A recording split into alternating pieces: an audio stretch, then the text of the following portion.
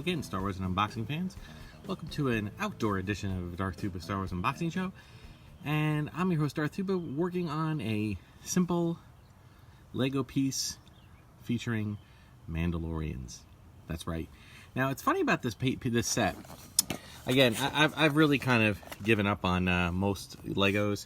Not for any reason except, the room, the limited amount of space makes it a challenge to do, right? So what I did notice about this piece, first of all, it's not very expensive.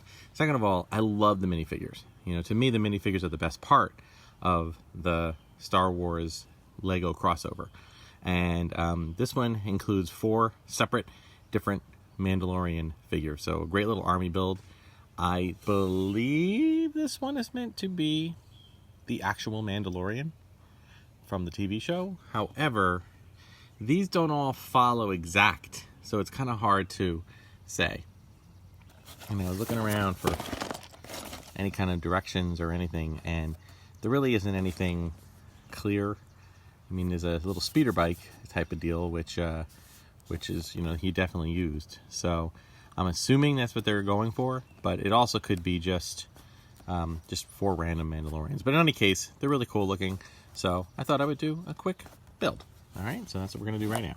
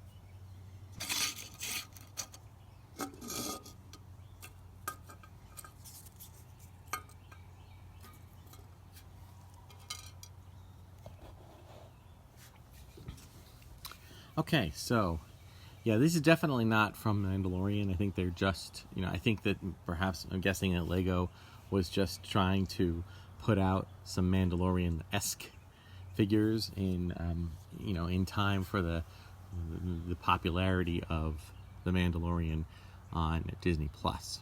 But nonetheless, these are really wonderful little minifigs. Okay, we got our, we don't have names for any of these guys, but I will say that they came with an optional thing where you can either use their little,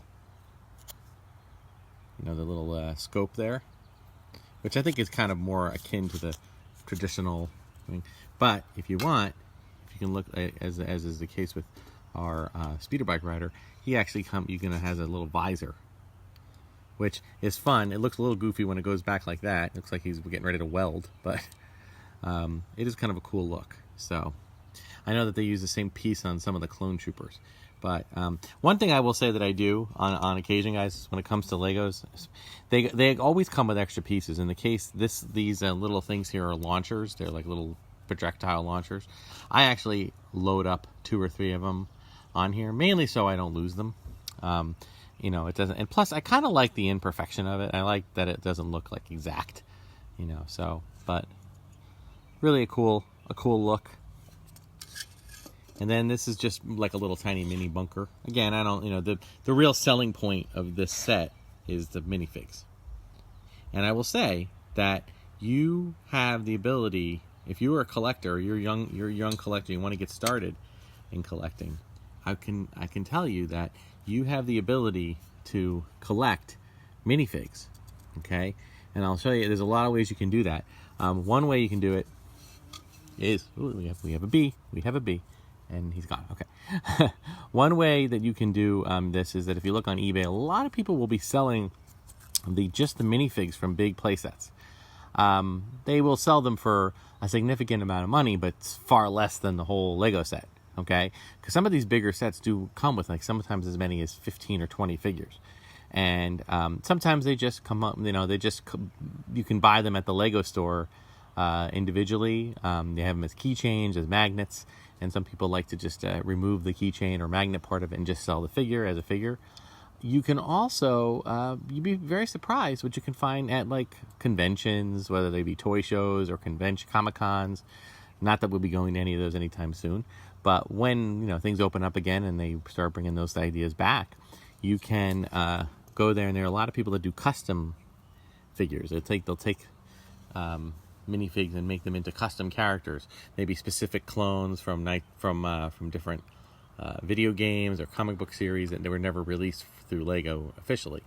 So, you know, this is a great way to, and if you have a minimal amount of space, you know, 100 minifigs takes up a very little amount of space. Probably one of these, oops, sorry there, guy. One of these squares will probably hold 100, maybe even more than 100. Okay, so it doesn't have to. You don't need a lot of space. So if you're looking to collect something, and you want something that's not too expensive, and something that's not too outrageous and doesn't take up too much room, minifig collecting is always a good one to look into. So that'll do it for this very quick episode of Darth Tuba Star Wars Unboxing Show. Like, subscribe, hit the notification button, check out all my other videos, playlists, and hit the like button and get the word out about our channel. Thank you and welcome to all of our new subscribers. And until next time, this is the way.